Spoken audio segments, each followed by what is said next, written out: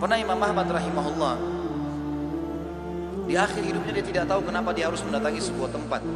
Lalu kemudian dia pergilah ke sana. Setelah dia tiba di kota itu, tiba waktu maghrib dia masuk ke sebuah masjid, lalu dia sholat maghrib. Habis maghrib beliau duduk rahimahullah dengan membaca Al-Quran. Imam Ahmad ini kalau nggak salah meninggal tahun 240-an, salah dari 4 imam madhabnya. Imam Ahmad rahimahullah masuk ke masjid, kemudian beliau duduk sholat maghrib, duduk mengaji sampai isya. Beliau sholat isya berjamaah karena tidak tahu kenapa datang ke kota itu. Lalu kemudian beliau ingin istirahat. Habis sholat ba'diyah isya, orang-orang semua pada bubar. Imam Ahmad ke sudut masjid, lalu dia baring.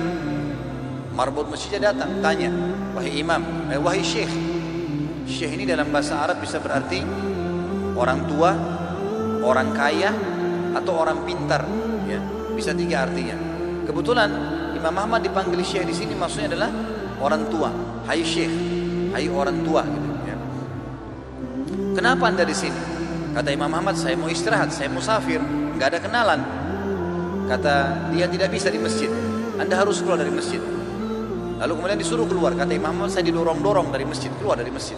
Begitu keluar dari masjid, marbot masjid kunci masjid. Kemudian Imam Ahmad dia sudah pergi. Imam Ahmad baring di teras masjid. Marbotnya kembali lagi. Lalu mengatakan, wahai syekh, ngapain di sini? Dia bilang seperti saya bilang, saya musafir, saya butuh istirahat. Ya. Kata marbotnya, nggak bisa. Ini masjid, peraturan nggak boleh duduk di sini. Lalu kemudian didorong-dorong Imam Ahmad sampai ke jalanan. Di sebelah masjid ada satu orang penjual roti. Penjual roti ini lihat kejadian tersebut, lalu dia mengatakan, hai syekh, dipanggil Imam Ahmad, orang tua gitu ya, kesinilah, ada tempat saya. Datanglah dia, Imam Ahmad. Lalu Imam Ahmad berkata, orang itu berkata, ini tempat saya usaha jual roti. Di belakang saya jual roti ini ada kamar saya biasa istirahat. Rumah saya tidak jauh dari sini. Anda boleh istirahat. Besok pagi Anda boleh pergi. Dia bilang baik, jazakallah khair. Imam Ahmad duduk. Imam Ahmad ini karena zaman dulu nggak ada foto, orang nggak tahu wajahnya, orang cuma kenal nama. Nggak kita sekarang bisa lihat fotonya, bisa tahu orangnya gitu. Imam Ahmad bilang ada satu kegiatan orang ini yang unik. Setiap kali orang ini pecahin telur, ambil gandum, ya, tepung, kemudian taruh garam, diaduk, selalu astagfirullah wa atubu ilaih, astagfirullah wa atubu ilaih, terus astagfirullah wa atubu ilaih, terus dia mengucapkan itu. Maka yang terjadi adalah Imam Ahmad bertanya, berapa lama kau amalkan ini? Sudah berapa lama kau amalkan? Kebetulan Imam Ahmad ini di akhir hidupnya ya, sudah sangat tua. Orang ini juga seumur Imam Ahmad. Dia bilang sudah lama, dari saya masih muda. Kata Imam Ahmad, apa hasilnya istighfarmu ini? Dia bilang semua yang saya minta sama Allah dikabulkan. Apa saja? Belum pernah saya minta sama Allah nggak dikabulkan. Tinggal satu yang sudah bertahun-tahun saya minta belum Allah kasih. Kata Imam Ahmad, apa itu? Dia bilang saya minta agar dipertemukan dengan Imam Ahmad. Maka Imam Ahmad bertakbir mengatakan Allahu Akbar. Karena istighfarmu inilah ya, Allah subhanahu wa ta'ala mengutus saya datang ke kotamu ini dan saya tidak tahu kenapa saya datang. Karena istighfarmu lah marbot masjid melarang saya tidur di masjid dan saya didorong-dorong. Istighfarmu lah yang membuat kau menawarkan saya untuk datang dan nginap di tempatmu. Saya Ahmad bin Hanbal. Allah Azza wa Jal datangkan Imam Ahmad ke rumahnya karena istighfarnya. Ini luar biasa. Kisah seorang ibu yang berada di wilayah Kashmir. Kisah belum lama terjadi. Ibu ini rupanya punya, kalau saya tidak salah, cucu atau ada anaknya perempuan kena penyakit tulang, sakit.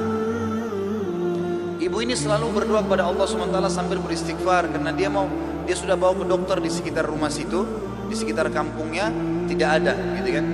Tidak ada yang bisa tanganin. Mereka cuma bilang ada satu dokter ya yang mampu menangani ini, tapi di India.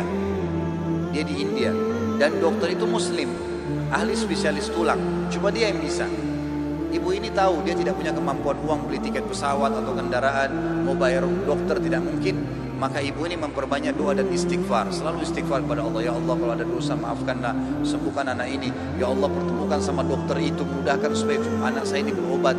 Ringkas cerita, dokter yang tadi jadi target ini keluar dari India.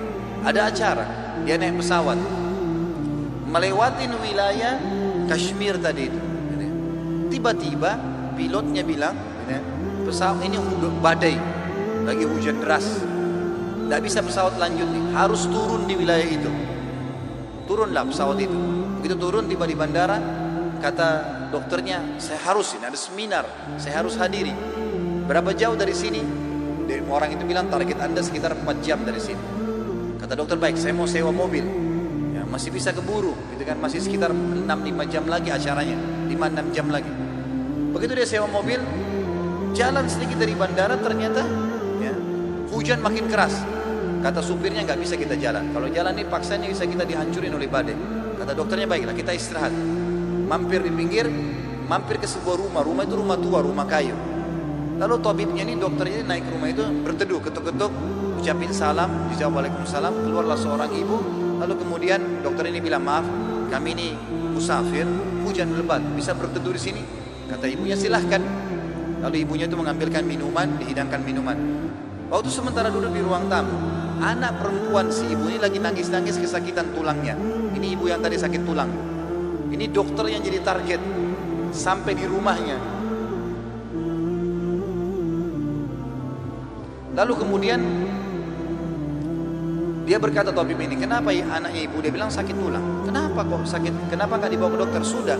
Tapi kata dokter semua tidak bisa sembuh. Dan dokter yang bisa tangani cuma seorang dokter di India namanya Fulan. Disebutkan namanya dokter ini. Dokternya tiba-tiba nangis lalu berkata, segala puji bagi Allah subhanallah yang telah mendatangkan saya ke rumah ibu. Saya ini dokter yang ibu sedang targetkan. Allah datangkan dokter itu ke rumahnya justru karena istighfarnya, karena doanya kepada Allah SWT. Tidak pakai biaya, malah dokter itu biayai gratis dan datang ke rumahnya. Seperti itu, dan banyak ribuan kisah begini teman-teman sekalian yang berhubungan dengan istighfar.